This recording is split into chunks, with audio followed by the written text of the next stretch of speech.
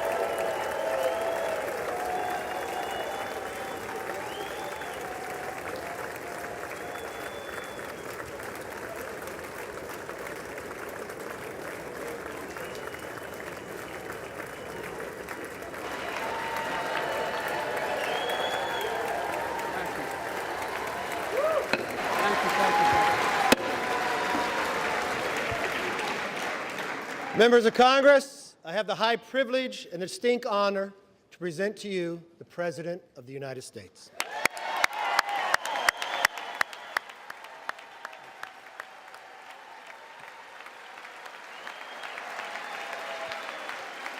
Mr. Speaker. Thank you. You can smile. It's okay. Thank you, thank you, thank you. Thank you. Please.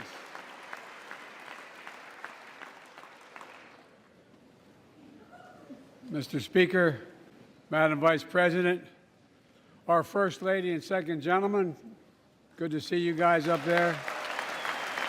Members of Congress,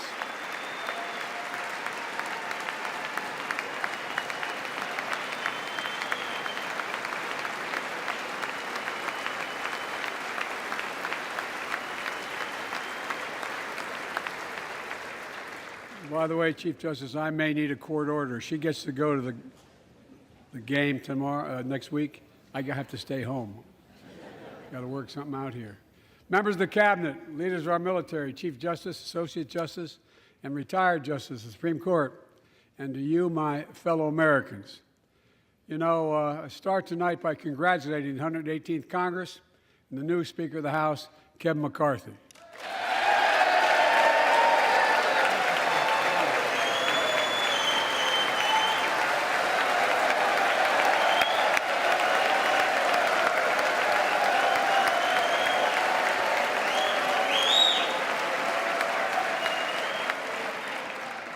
Speaker, I don't want to ruin your reputation, but I look forward to working with you.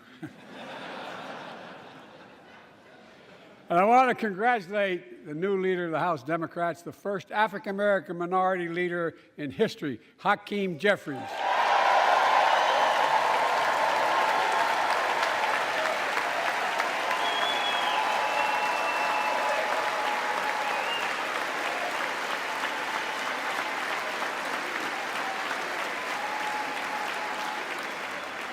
He won in spite of the fact I campaigned for him.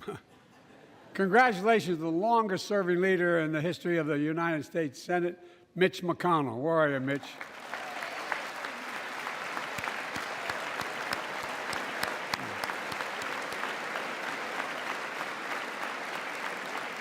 And congratulations to Chuck Schumer, another, another term as Senate Minority Leader. I think you. Only this time you have a slightly bigger majority, Mr. Leader. You're the majority leader. About that much bigger? Yeah. Well, I tell you what. I want to give special recognition to someone who I think is going to be considered the greatest speaker in the history of the House of Representatives, Nancy Pelosi.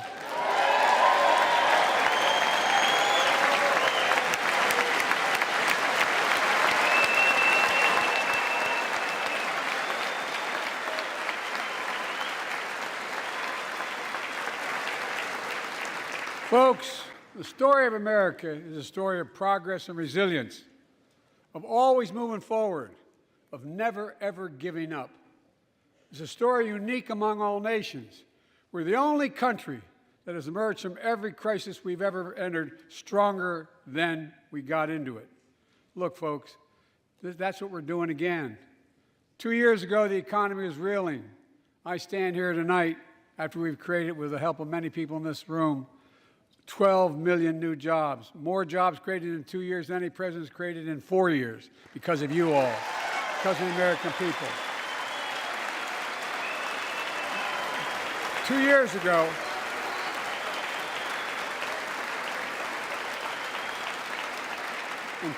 ago, COVID had shut down, our businesses were closed, our schools were robbed of so much, and today, COVID no longer controls our lives. And 2 years ago, democracy faced its greatest threats in the Civil War, and today, though bruised, our democracy remains unbowed and unbroken.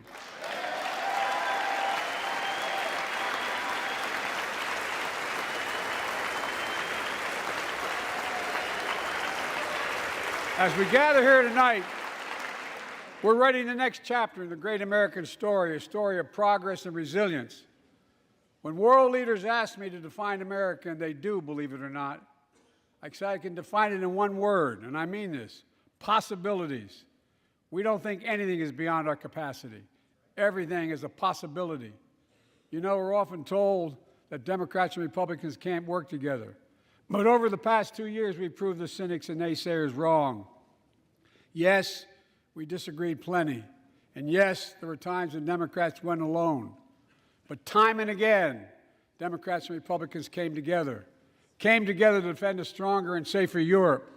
It came together to pass once-in-a-generation infrastructure law, building bridges connecting our nation and our people.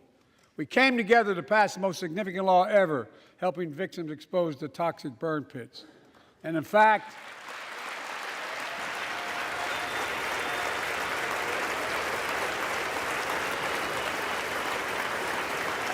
it was important.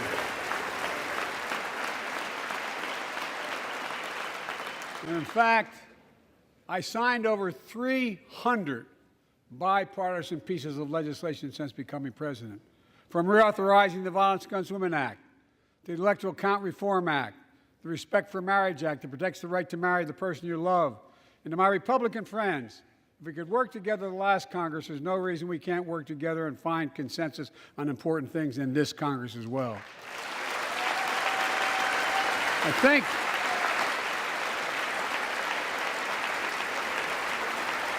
folks, you all are as informed as I am, but I think the people sent us a clear message. Fighting for the sake of fighting, power for the sake of power, conflict for the sake of conflict gets us nowhere. That's always been my vision of our country, and I know it's many of yours. To restore the soul of this nation, to rebuild the backbone of America, America's middle class, and to unite the country. We've been sent here to finish the job, in my view. For decades, the middle class has been hollowed out in not one administration, but for a long time. Too many good-paying manufacturing jobs moved overseas. Factories closed down. Once thriving cities and towns that many of you represent became shadows of what they used to be. And along the way, something else we lost: pride, our sense of self-worth.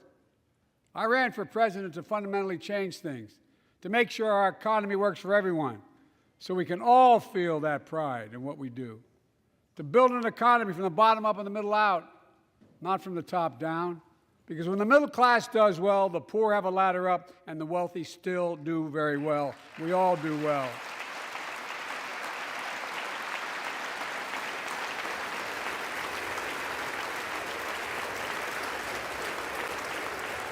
I know a lot of you always kid me for always quoting my dad, but my dad used to say, Joey, a job's about a lot more than a paycheck. He really would say this. It's about a lot more than a paycheck. It's about your dignity. It's about respect. It's about being able to look your kid in the eye and say, honey, it's going to be okay, and mean it. Well, folks, so let's look at the results. We're not finished yet by any stretch of the imagination, but unemployment rate is at 3.4%, a 50-year low. A near record unemployment. Near record unemployment for Black and Hispanic workers. We've already created, with your help, 800,000 good-paying manufacturing jobs, the fastest growth in 40 years. And where is it written? Where is it written that America can't lead the world in manufacturing? And I don't know where that's written. For too many decades, we imported projects and exported jobs. Now, thanks to what you've all done, we're exporting American products and creating American jobs. Folks,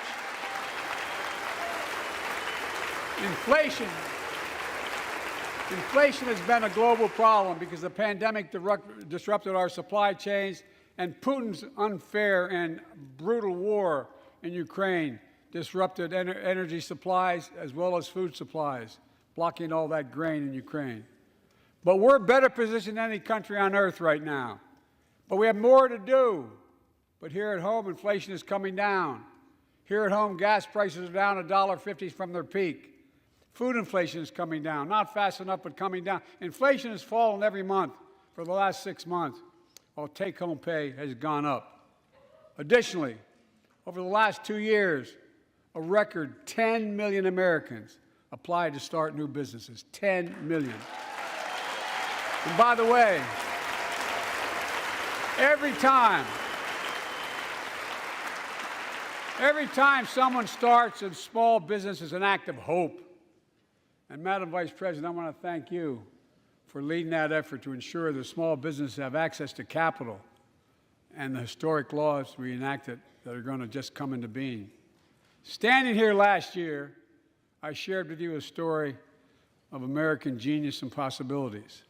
Semiconductors, small computer chips the size of a fingerprint that power everything, from cell phones to automobiles and so much more. These chips were invented in America. Let's get that straight. They were invented in America. We used to make 40% of the world's chips. In the last several decades, we lost our edge. We're down to only producing 10%. We all saw what happened during the pandemic when chip factories shut down overseas. Today's automobiles need 3,000 chips, each of those automobiles. But American automobiles couldn't make enough cars because there weren't enough chips. Car prices went up, people got laid off, so did everything from refrigerators to cell phones. We can never let that happen again. That's why we came together to pass the Bipartisan Chips and Science Act.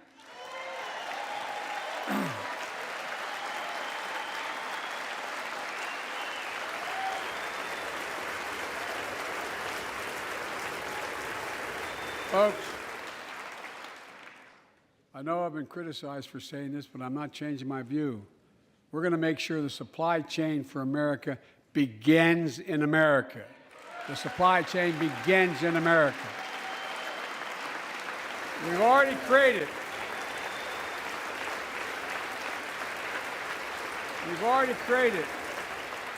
800,000 new manufacturing jobs without this law, before the law kicks in. With this new law, we're going to create hundreds of thousands of new jobs across the country. And I mean all across the country, throughout not just the coast, but through the middle of the country as well. That's going to come from companies that have announced more than $300 billion in investment in American manufacturing over the next few years. Outside of Columbus, Ohio, Intel is building semiconductor factories on 1,000 acres, literally a field of dreams. It's going to create 10,000 jobs, that one investment, 7,000 construction jobs, 3,000 jobs in those factories once they're finished. They call them factories. Jobs paying an average of $130,000 a year, and many do not require a college degree.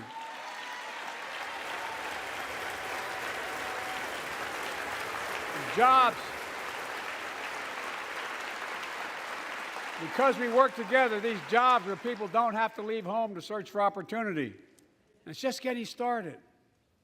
Think about the new homes, the small businesses, the medium-sized businesses. So much more that's going to be needed to support those 3,000 permanent jobs and the factories that are going to be built. Talk to mayors and governors, Democrats and Republicans, and they'll tell you what this means for their communities. We're seeing these field of dreams transform to the heartland. But to maintain the strongest economy in the world, we need the best infrastructure in the world.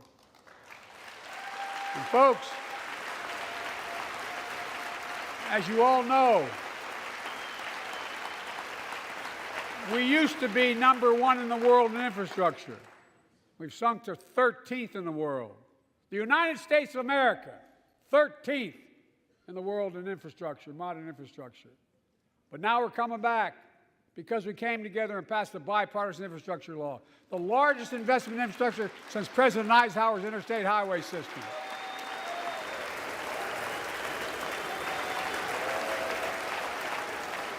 And folks,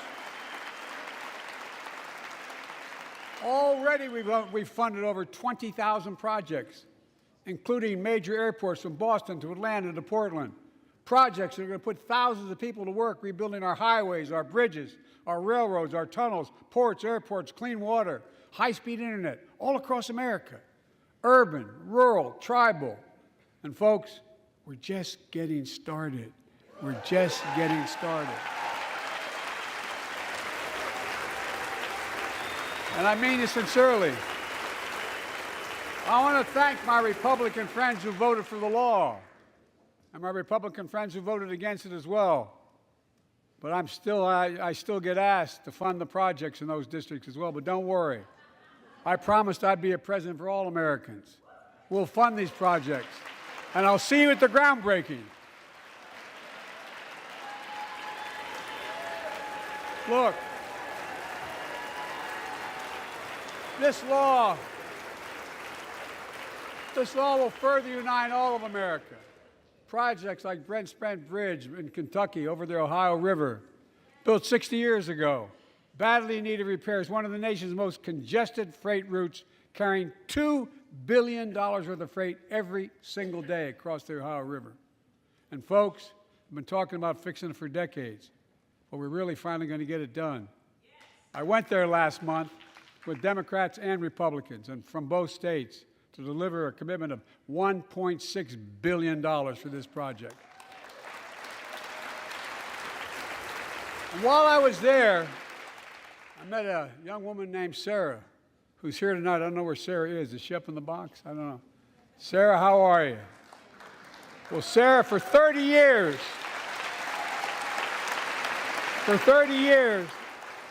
I learned, she told me she'd been a proud member of the Iron Workers Local 44, known as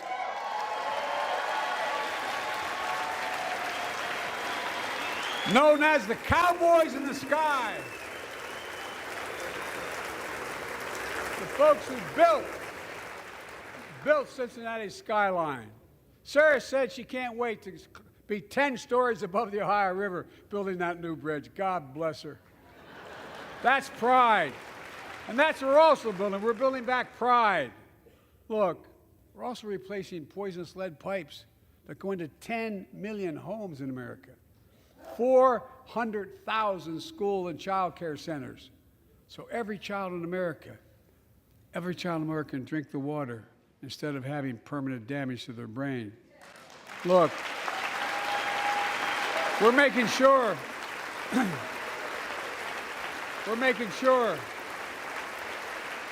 that every community in America has access to affordable high-speed internet.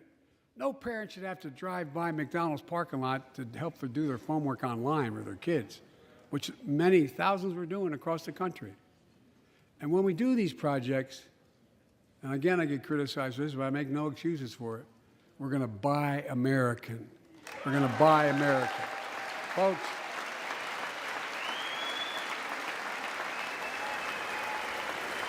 and it's totally consistent with international trade rules. Buy America has been the law since 1933, but for too long, past administrations, Democrat and Republican, have fought to get around it. Not anymore.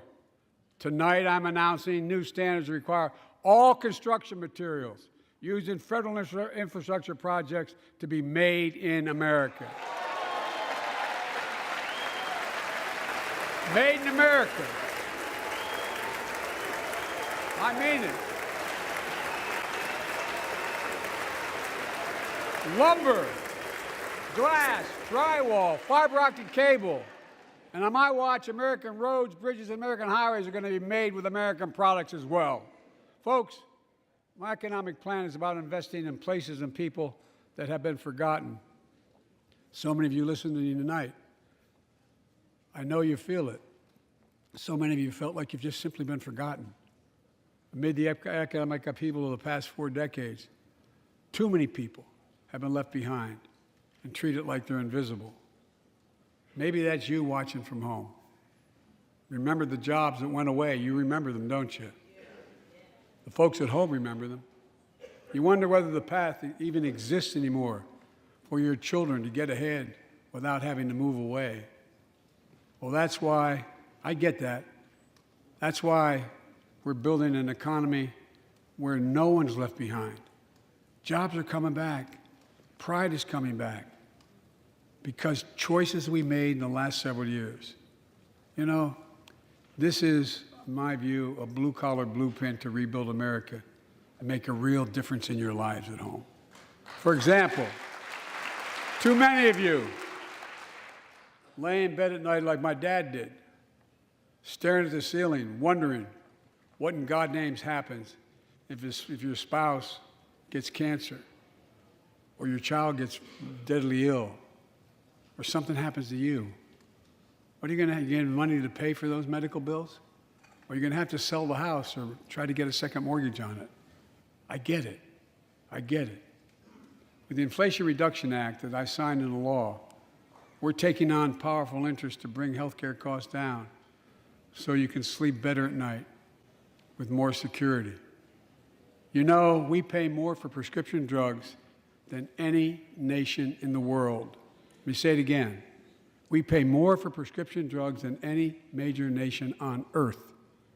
For example, 1 in 10 Americans has diabetes. Many of you in this chamber do, and in the audience. But every day, millions need insulin to control their diabetes so they can literally stay alive. Insulin's been around for over 100 years. The guy who invented it didn't even patent it because he wanted it to be available for everyone. It cost the drug companies roughly $10 a vial to make that insulin. Packaging it all, you may get up to $13.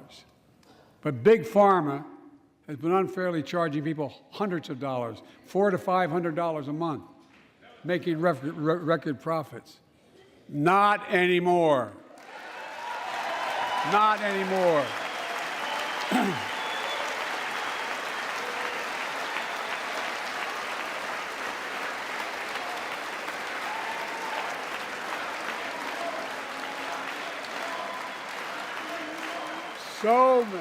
So many things that we did are only now coming to fruition. We said we were doing this, and we said we passed the law to do it, but people didn't know because the law didn't take effect until January 1 of this year. We capped the cost of insulin at $35 a month for seniors on Medicare. People are just finding out. I'm sure you're getting the same calls I'm getting. Look, there are millions of other Americans who do not or are not on Medicare, including 200,000 young people with type 1 diabetes who need this insulin to stay alive. Let's finish the job this time. Let's cap the cost of insulin for everybody at $35.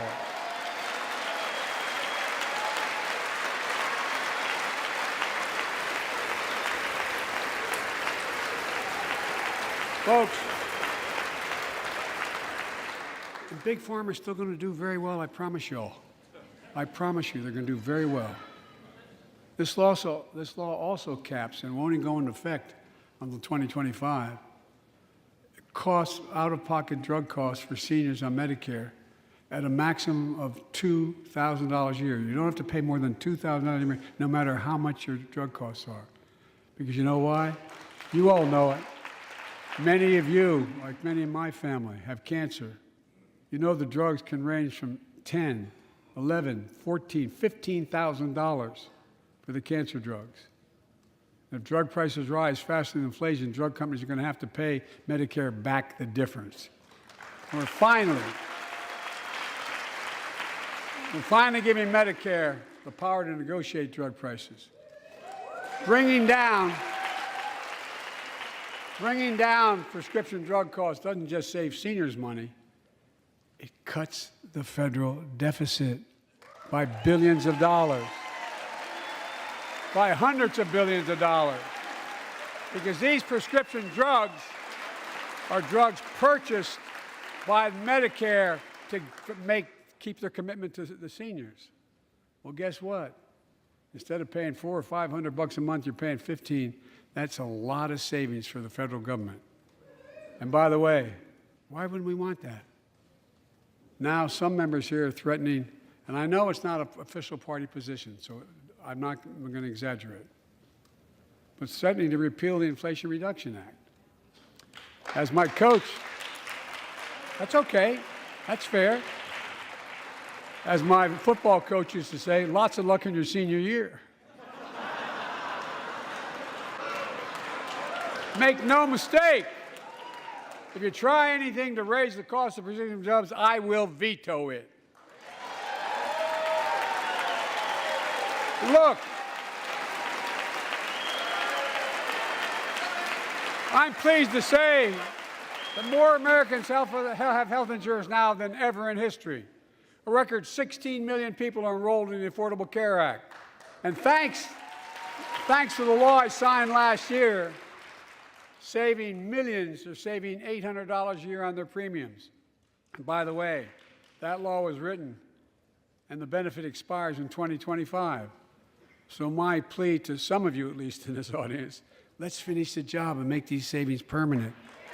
Expand coverage of Medicaid.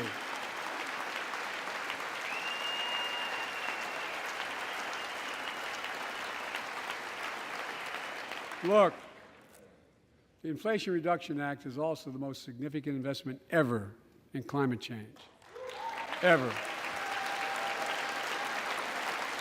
Lowering utility bills, creating American jobs, leading the world to a clean energy future. I visited the devastating aftermath of record floods, droughts, storms, and wildfires from Arizona to New Mexico to all the way up to the Canadian border.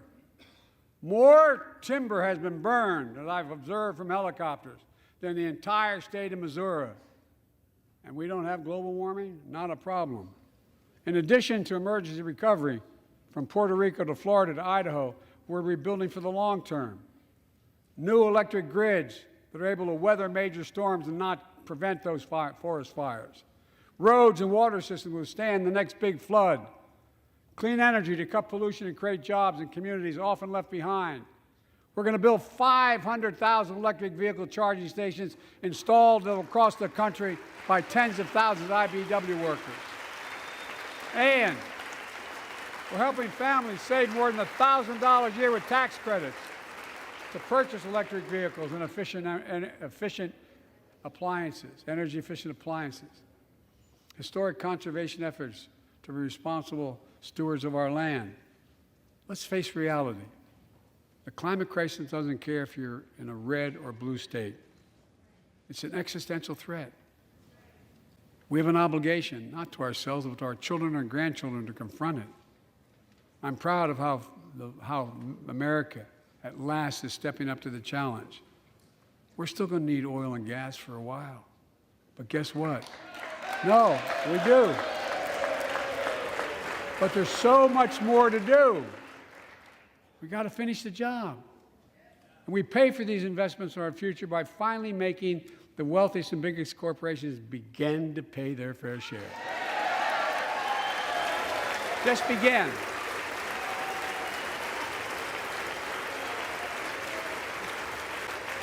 Look, I'm a capitalist. But pay your fair share. I think a lot of you at home agree with me and many people that you know. The tax system is not fair. It is not fair.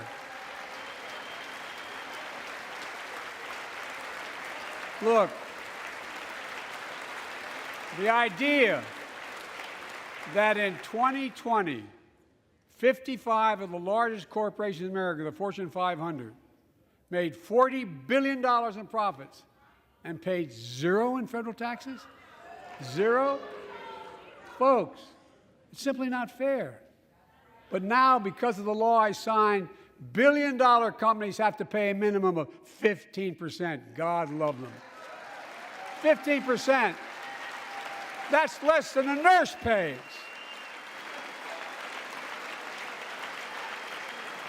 And let me be crystal clear. I said at the very beginning, under my plans, as long as I'm president, nobody earning less than $400,000 will pay an additional penny in taxes. Nobody, not one penny. But let's finish the job. There's more to do.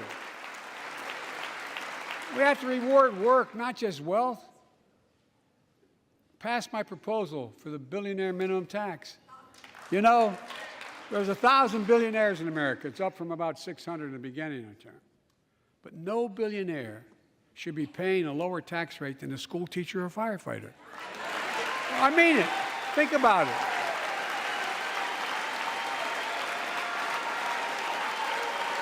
I mean, look.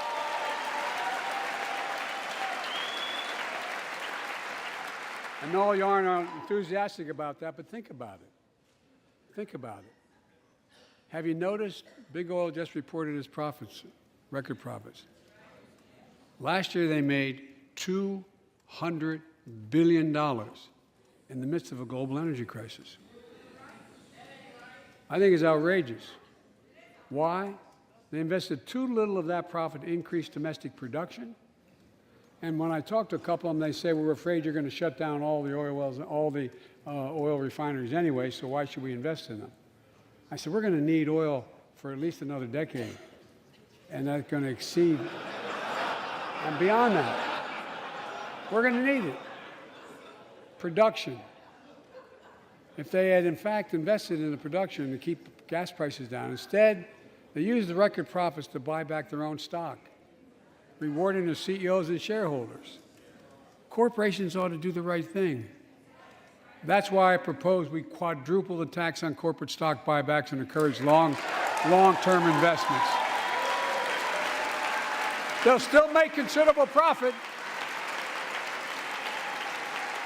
Let's finish the job and close the loopholes that allow very wealthy to avoid paying their taxes. Instead of cutting the number of audits for wealthy taxpayers, I just signed a law to reduce the deficit by $114 billion by cracking down on wealthy tax cheats. That's being fiscally responsible. In the last 2 years, my administration has cut the deficit by more than $1.7 trillion, the largest deficit reduction in American history. Under the previous administration, the American deficit went up 4 years in a row. Because those record deficits, no president added more to the national debt in any 4 years than my predecessor. Nearly 25% of the entire national debt that took over 200 years to accumulate was added by just one administration alone, the last one. They're the facts. Check it out. Check it out. How did Congress respond to that debt? They did the right thing. They lifted the debt ceiling 3 times without preconditions or crisis. They paid American bills to prevent an economic disaster in the country. So tonight I'm asking the Congress to follow suit. Let's commit here tonight to the full faith and credit of the United States of America will never, ever be questioned. Some of my Republican friends want to take the economy hostage. I get it, unless I agree to their economic plans. All of you at home should know what those plans are. Instead of making the wealthy pay their fair share, some Republicans want Medicare and Social Security to sunset. I'm not saying it's a majority. Let me give you, anybody who doubts it, contact my office. I'll give you a copy. I'll give you a copy of the proposal. That means Congress doesn't vote. Well, I'm glad to see you. And I tell you, I enjoy conversion. You know, it means if Congress doesn't keep the programs the way they are, they'd go away. Other Republicans say, I'm not saying it's a majority of you. I don't even think it's even a significant, but it's being proposed by individuals. I'm not politely not naming them, but it's being proposed by some of you. Look, folks, the idea is that we're not going to be moved into being threatened to default on the debt if we don't respond.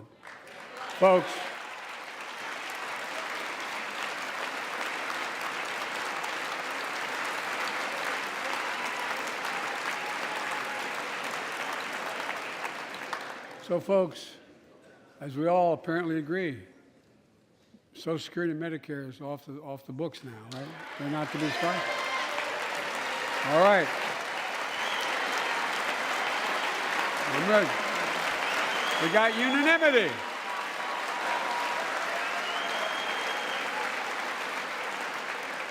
Social Security and Medicare are a lifeline for millions of seniors. Americans have to pay into them from the very first paycheck they started.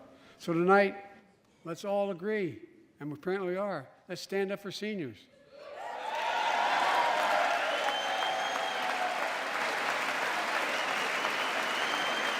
Stand up and show them.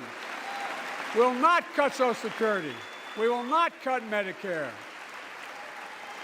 Those benefits belong to the American people. They earned it. And if anyone tries to cut Social Security, which apparently no one's going to do, and if anyone tries to cut Medicare, I'll stop them. I'll veto it. And look, I'm not going to allow them to be taken away. Not today, not tomorrow, not ever. But apparently it's not going to be a problem.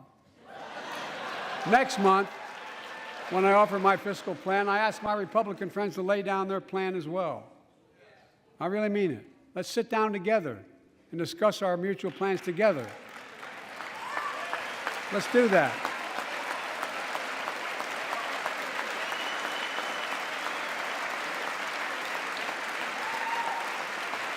I can tell you, the plan I'm going to show you is going to cut the deficit by another $2 trillion. And it won't cut a single bit of Medicare or Social Security. In fact, we're going to extend the Medicare Trust Fund at least 2 decades, because that's going to be the next argument. How do we keep it solvent, right? Well, we'll not raise tax on anyone making under 400 grand, but we'll pay for it the way we talked about tonight, by making sure that the wealthy and big corporations pay their fair share. Look. Here's the deal. They aren't just taking advantage of the tax code. They're taking advantage of you, the American consumer. Here's my message to all of you out there. I have your back. We're already preventing Americans from receiving surprise medical bills, stopping $1 billion surprise bills per month so far. We're protecting seniors' life savings by cracking down on nursing homes that commit fraud, endanger patient safety, prescribe drugs that are not needed. Millions of Americans can now save thousands of dollars because they can finally get a hearing aid over the counter without a prescription. Look, capitalism without competition is not capitalism. It's extortion. It's exploitation. Last year, I cracked down with the help of many of you on foreign shipping companies that were making you pay higher prices for every good coming into the country. I signed a bipartisan bill that cut shipping costs by 90%, helping American farmers, businessmen, and consumers. Let's finish the job. Pass the bipartisan legislation to strengthen antitrust enforcement and prevent big online platforms from giving their own products an unfair advantage.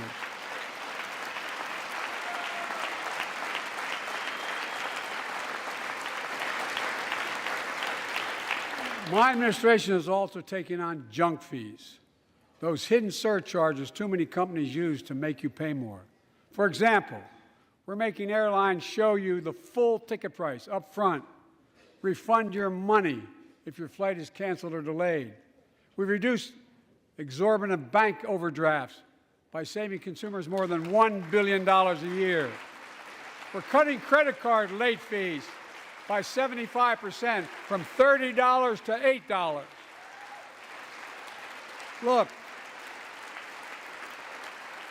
junk fees may not matter to the very wealthy, but they matter to most other folks in homes like the one I grew up in, like many of you did. They add up to hundreds of dollars a month. They make it harder for you to pay your bills or afford that family trip. I know how unfair it feels when a company overcharges you and gets away with it. Not anymore. We've written a bill to stop it all. It's called the Junk Fee Prevention Act. We're going to ban surprise resort fees that hotels charge on your bill. Those fees can cost you up to $90 a night at hotels that aren't even resorts.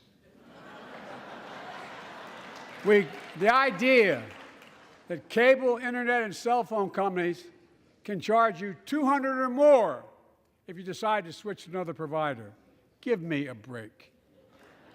We can stop service fees on tickets to concerts and sporting events and make companies disclose all the fees up front.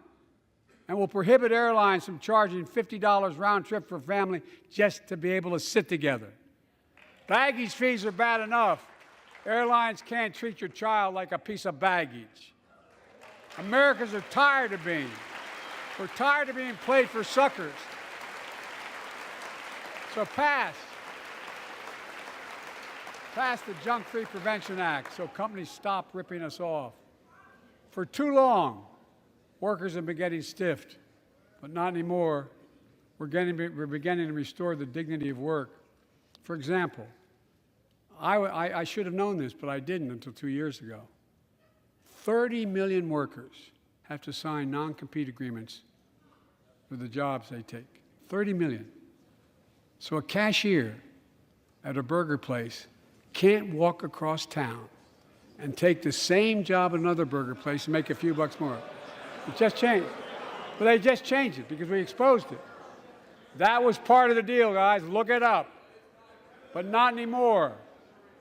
We're banning those agreements so companies have to compete for workers and pay them what they're worth.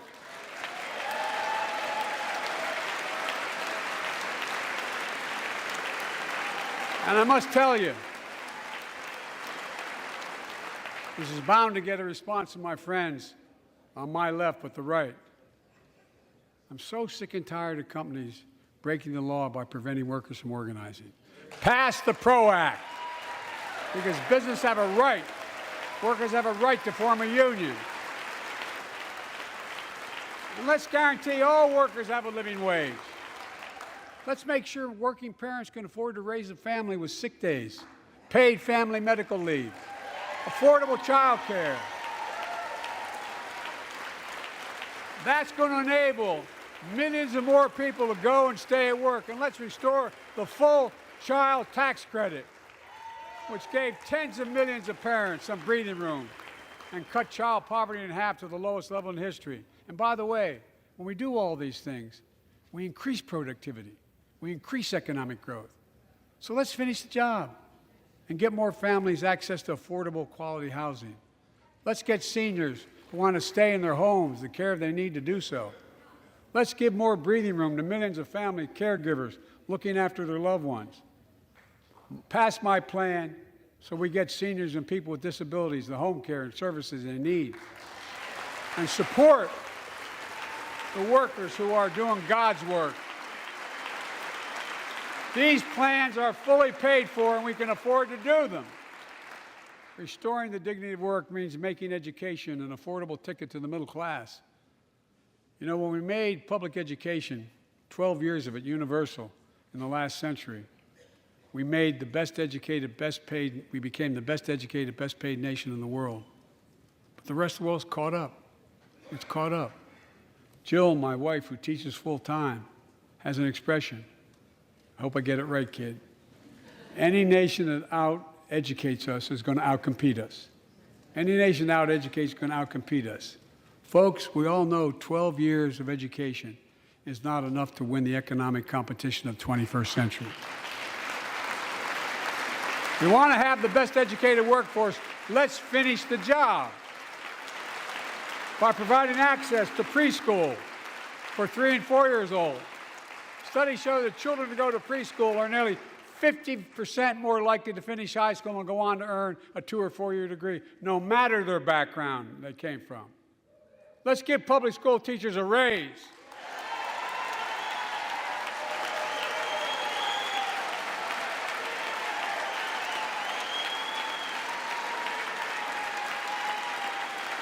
We're making progress by reducing student debt, increasing Pell Grants for working and middle-class families. Let's finish the job and connect students to career opportunities starting in high school. Provide access to 2 years of community college, the best career training in America in addition to being a pathway to a 4-year degree. Let's offer every American a path to a good career, whether they go to college or not. And folks, in the midst of the COVID crisis, when schools were closed and we were shutting down everything, let's recognize how far we came in the fight against the pandemic itself. While the virus is not gone, thanks to the resilience of the American people and the ingenuity of medicine, we've broken the COVID grip on us. COVID deaths are down by 90%. We've saved millions of lives and opened up our country. We opened our country back up. And soon we'll end the public health emergency. But that's called a public health emergency. But we'll remember the toll and pain that's never going to go away. More than 1 million Americans lost their lives to COVID. 1 million. Families grieving, children orphaned, empty chairs at the dining room table constantly reminding you that she used to sit there. Remembering them, we remain vigilant. We still need to monitor dozens of variants and support new vaccines and treatments. So Congress needs to fund these efforts and keep America safe. And as we emerge from this crisis stronger, we're also got to double down on prosecuting criminals who stole relief money meant to keep workers and small businesses afloat.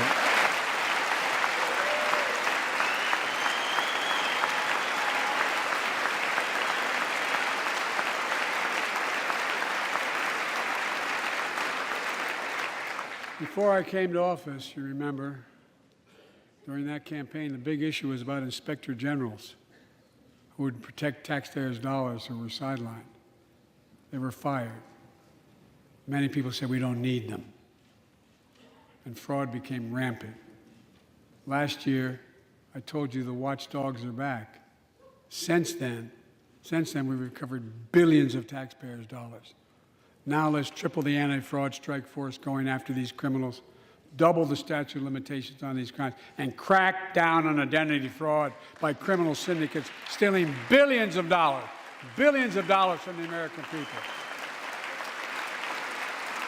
And the data shows that for every dollar we put into fighting fraud, the taxpayers get back at least 10 times as much. It matters. It matters. Look, COVID left its scars, like the spike in violent crime in 2020, the first year of the pandemic. We have an obligation to make sure all people are safe. Public safety depends on public trust, as all of us know. But too often that trust is violated. Joining us tonight are the parents of Tyree Nichols. Welcome.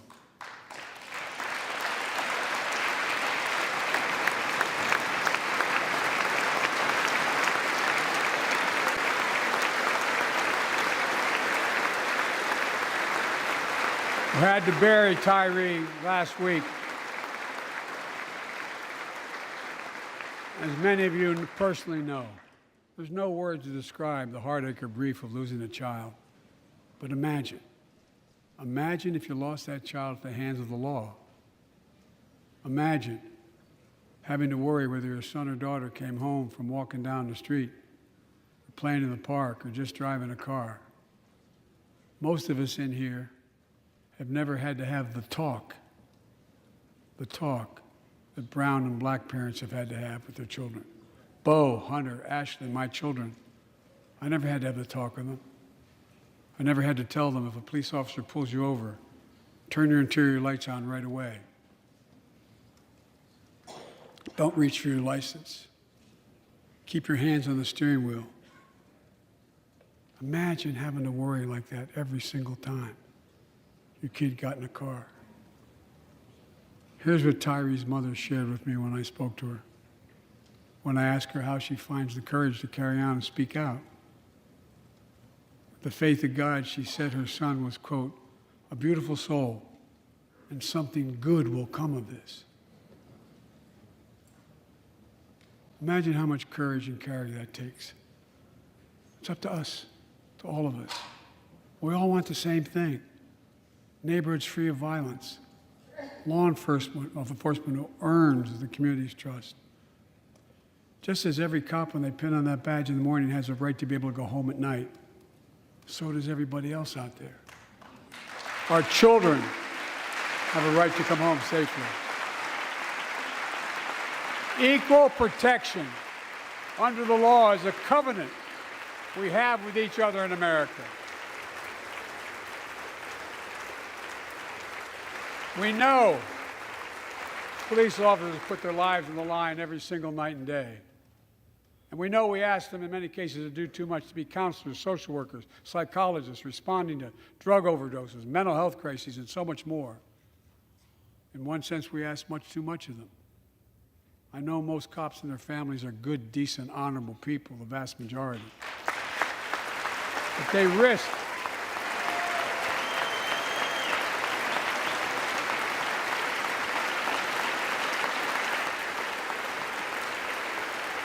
their lives every time they put that shield on. But what happened to Tyree in Memphis happens too often. We have to do better. Give law enforcement the real training they need. Hold them to higher standards. Help them succeed in keeping us safe. We also need more first responders and professionals to address the growing mental health, substance abuse challenges. More resources to reduce violent crime and gun crime. More community intervention programs. More investment in housing, education, and job training. All this can help prevent violence in the first place. And when police officers or police departments violate the public trust, they must be held accountable. With the support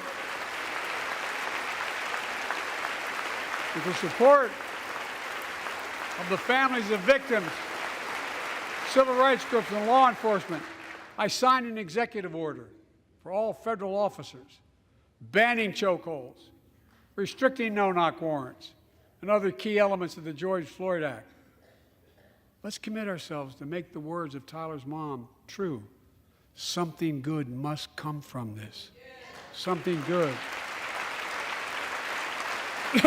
And all of us,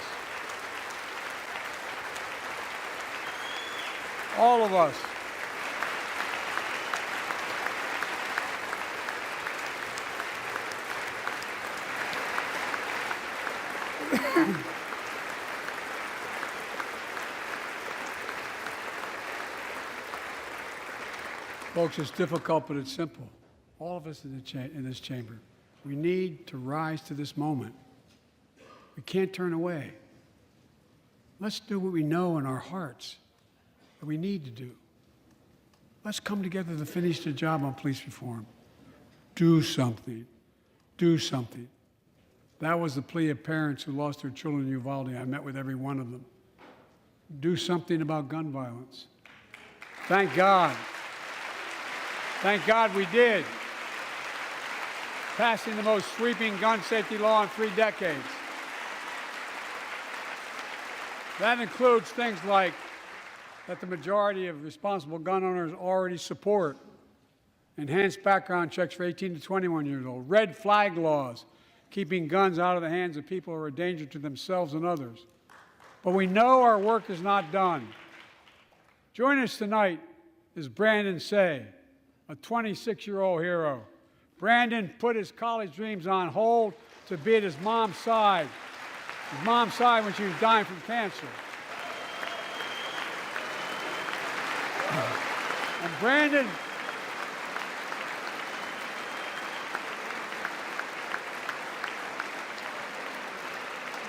now works at a dance studio started by his grandparents. And 2 weeks ago, during the Lunar New Year celebrations, he heard the studio door close, and he saw a man standing there pointing a semi-automatic pistol at him. He thought he was going to die, but he thought about the people inside. And in that instant, he found the courage to act and wrestled a semi-automatic pistol away from the gunman who had already killed 11 people in another dance studio. 11. He saved lives. It's time we do the same. Ban assault weapons now. Ban them now. Once and for all.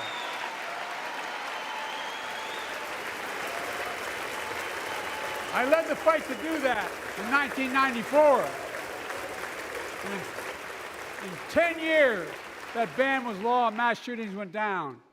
After we let it expire in the Republican administration, mass shootings tripled. Let's finish the job and ban these assault weapons. And let's also come together on immigration.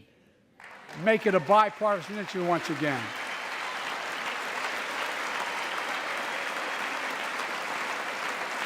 We know we now have a record number of personnel working to secure the border, arresting 8,000 human smugglers, seizing over 23,000 pounds of fentanyl in just the last several months.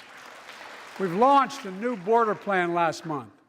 Unlawful migration from Cuba, Haiti, Nicaragua, and Venezuela has come down 97% as a consequence of that. But American border problems won't be fixed until Congress acts. If we don't pass my comprehensive immigration reform, at least pass my plan to provide the equipment and officers to secure the border.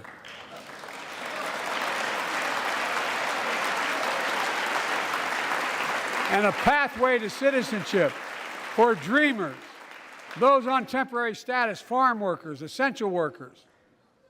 Here in the People's House, it's our duty to protect all the people's rights and freedoms.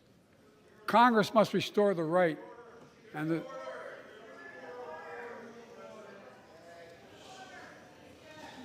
Congress must restore the right that was taken away in Roe v. Wade and protect Roe v. Wade.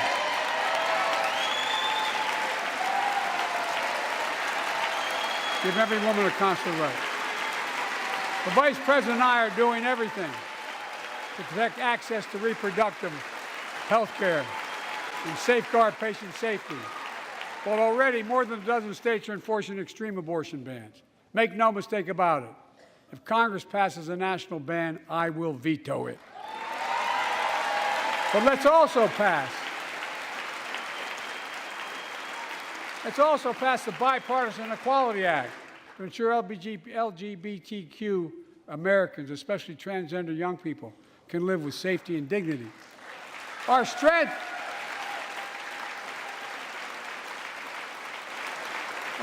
is not just the example of our power, but the power of our example. Let's remember the world's watching.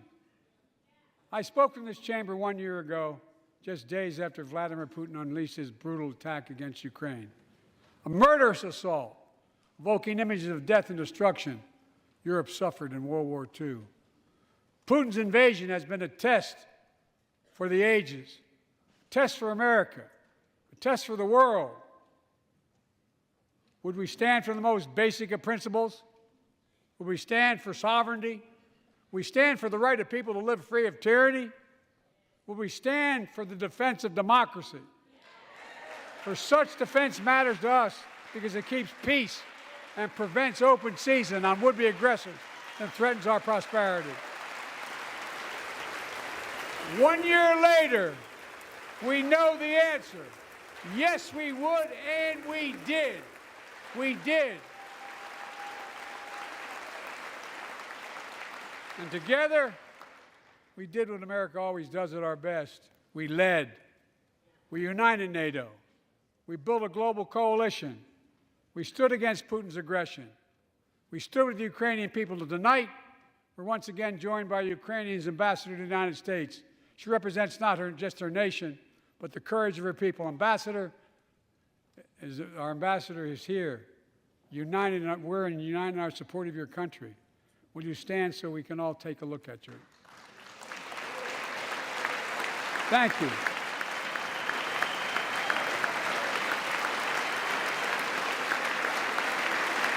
Because we're going to stand with you as long as it takes.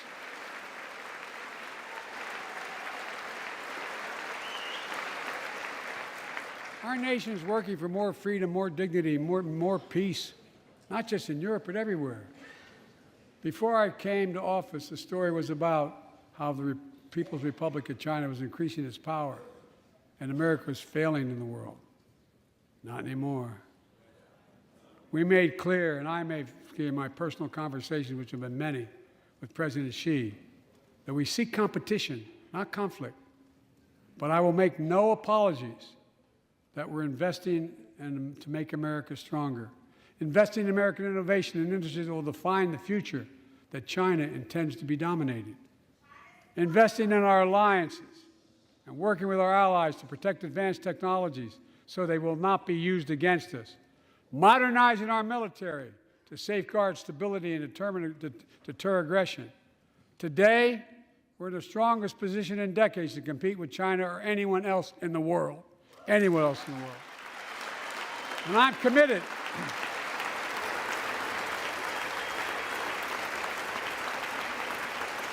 I'm committed to work with China where we can advance American interests and benefit the world. But make no mistake about it. As we made clear last week, if China threatens our sovereignty, we will act to protect our country, and we did.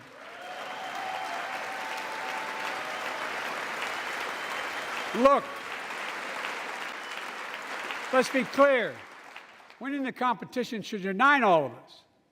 We face serious challenges across the world. But in the past 2 years, democracies have become stronger, not weaker. Autocracies have grown weaker, not stronger. Name me a world leader who changed places with Xi Jinping. Name me one. Name me one. America's rallying the world to meet those challenges, from climate to global health, to food insecurity, to terrorism, to territorial aggression. Allies are stepping up, spending more, and doing more. Look, the bridges we're forming between partners in the Pacific and those in the Atlantic, and those who bet against America are learning how wrong they are. It's never, ever been a good bet to bet against America. Never.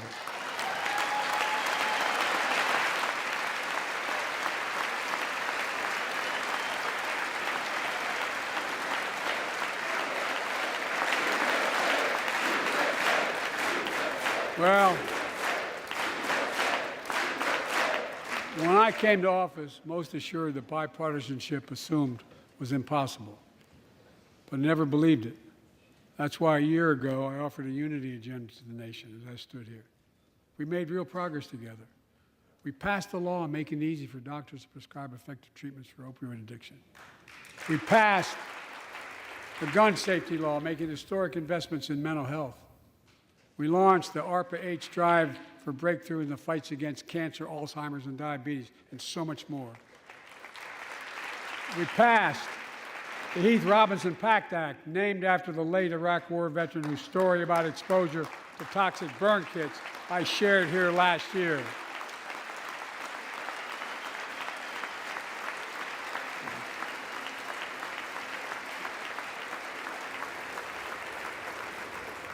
I understand something about those burn pits, but there's so much more to do. We can do it together. Joining us tonight is a father named Doug from Newton, New Hampshire. He wrote Jill, my wife, a letter, and me as well, about his courageous daughter, Courtney. A contagious laugh, his sister's best friend, her sister's best friend. He shared the story all too familiar to millions of Americans and many of you in the audience. Courtney discovered pills in high school. It spiraled into addiction and eventually death from a fentanyl overdose. She was just 20 years old. Describing the last 8 years without her, Doug said, "There's no worse pain." Yet their family has turned pain to purpose, working to end the stigma and change laws. He told us he wants to start a journey toward American recovery. Doug, we're with you. Fentanyl is killing more than 70,000 Americans a year.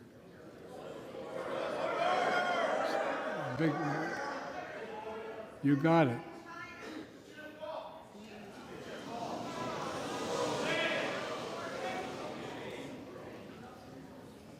So let's launch a major surge to stop fentanyl production and the sale and trafficking, with more drug detection machines, inspection cargo, stop pills and powder at the border.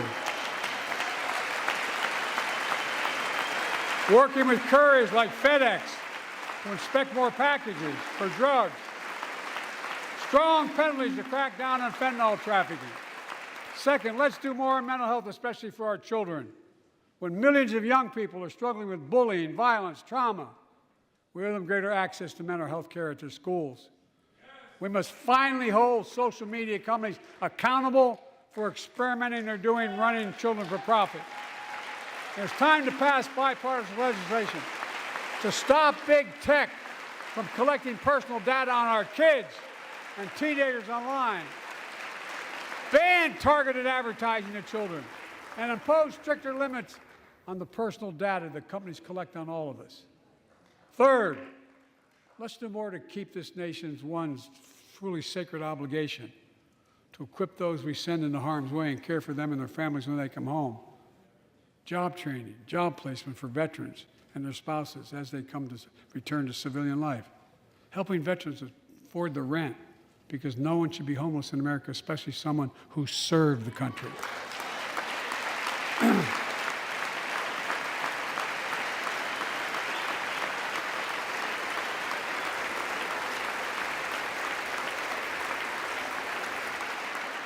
Dennis McDonough is here of the VA.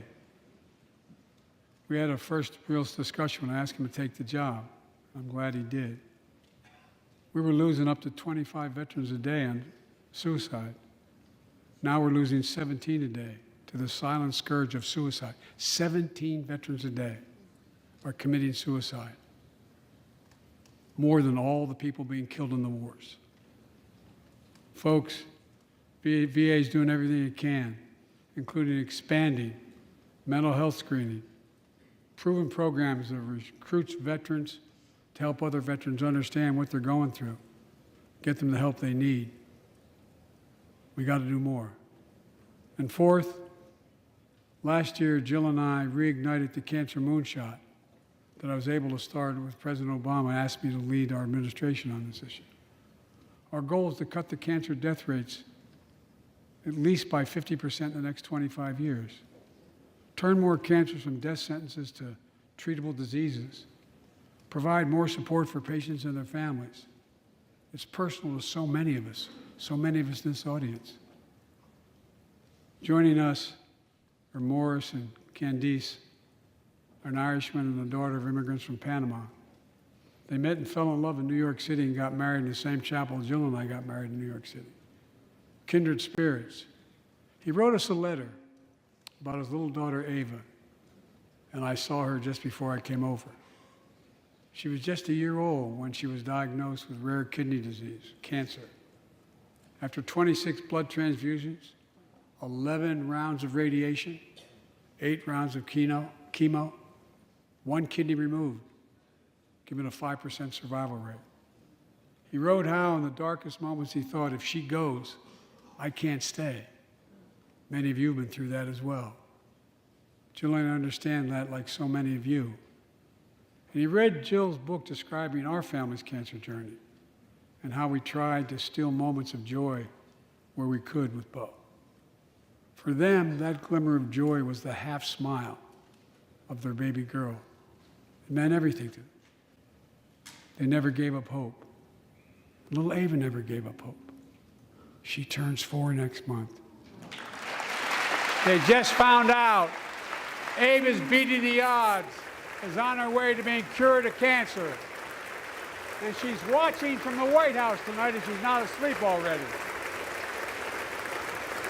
For the lives we can save.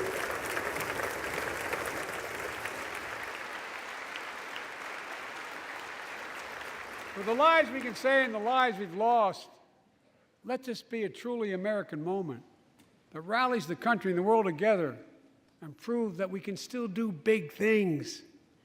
20 years ago, under the leadership of President Bush and countless advocates and champions, he undertook a bipartisan effort through PEPFAR to transform the global fight against HIV/AIDS. It's been a huge success.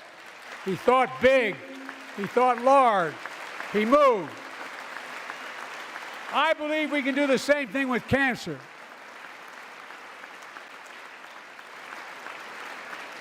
Let's end cancer as we know it. Cure some cancers once and for all. Folks, there's one reason why we've been able to do all of these things. Our democracy itself. It's the most fundamental thing of all. With democracy, everything's possible. Without it, nothing is. For the last few years, our democracy has been threatened and attacked, put at risk, put to the test in this very room on January the 6th. And then just a few months ago, an unhinged big lie, assailed and unleashed a political violence, the home of the then Speaker of the House of Representatives, using the very same language the insurrectionists used as they stalked these halls and chanted on January 6th. Here tonight in this chamber is a man who bears the scars of that brutal attack, but is as tough and as strong and as resilient as they get. My friend Paul Pelosi. Paul, stand up.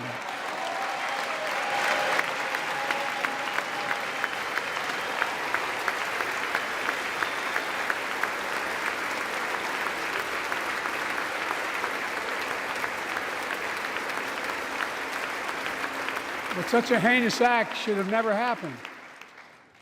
We must all speak out. There's no place for political violence in America. We have to protect the right to vote, not suppress the fundamental right. Honor the results of our elections, not subvert the will of the people. We have to uphold the rule of law and restore trust in our institutions of democracy. And we must give hate and extremism in any form no safe harbor.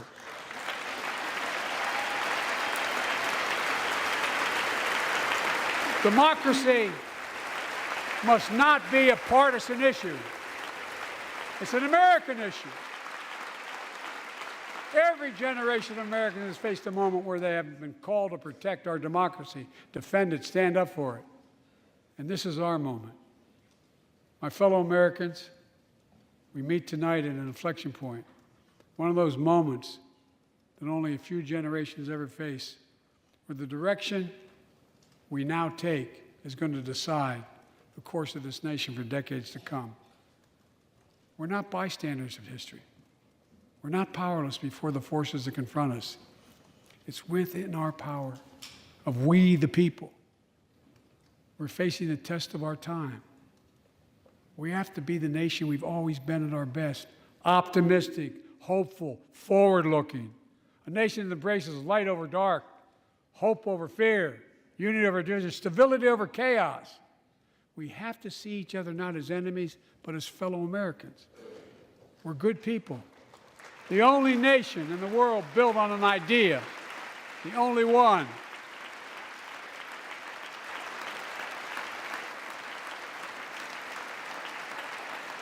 Other nations are defined by geography, ethnicity, but we're the only nation based on an idea that all of us, every one of us, is created equal in the image of God. A nation that stands as a beacon to the world. A nation in a new age of possibilities. So I've come to fulfill my constitutional obligation to report in the State of the Union. And here's my report. Because the soul of this nation is strong, because the backbone of this nation is strong, because the people of this nation are strong, the State of the Union is strong.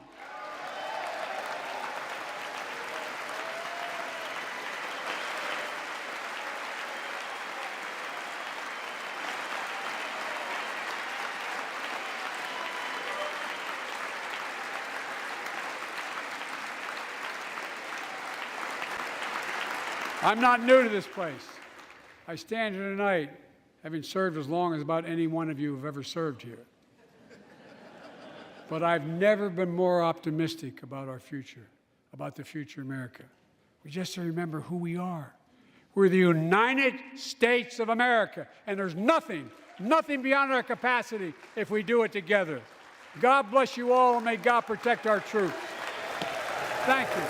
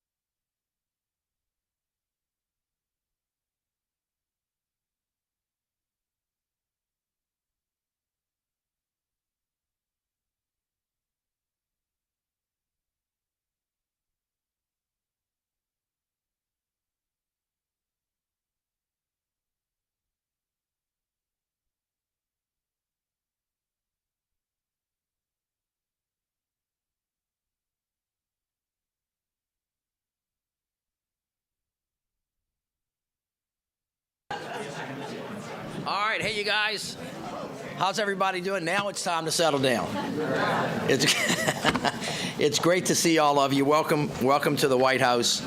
Many of you have been here before, and of course, we wouldn't be here today without the incredible work that all of you have done. And I'm thrilled to help start off this incredible event that the Vice President and the President have been leading. We have so many special guests here, so I thank all of you. My name is Mitch Landrieu. I'm the Senior Advisor to the President and have been tasked with the President to help try to herd cats, actually figure out a way how to get this $1.2 trillion, this once-in-a-generation investment down to the ground and then up out of the ground so that we can make, as the President say, build a better America. So we gathered to celebrate and discuss the one-year anniversary of the Lead, Pipe, and Paint Action Plan. And we have some really special guests here with us today that all of you are going to meet that are so important to us.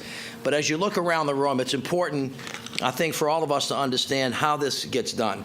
And from the President's perspective, it can only get done when we do it together. And the together means federal, state, local. It means regional. It means geography. It means race. It means class. It means everybody. Because this President and Vice President know that diversity is this nation's greatest strength. And the only way we can do great things is when we do them together. So it's about partnership. It's about collaboration. It's about communication. It's about really getting down to the ground and building a better America from the bottom up and the middle out, not the top down, hoping things just trickle down to the bottom. And he's not just talking about money.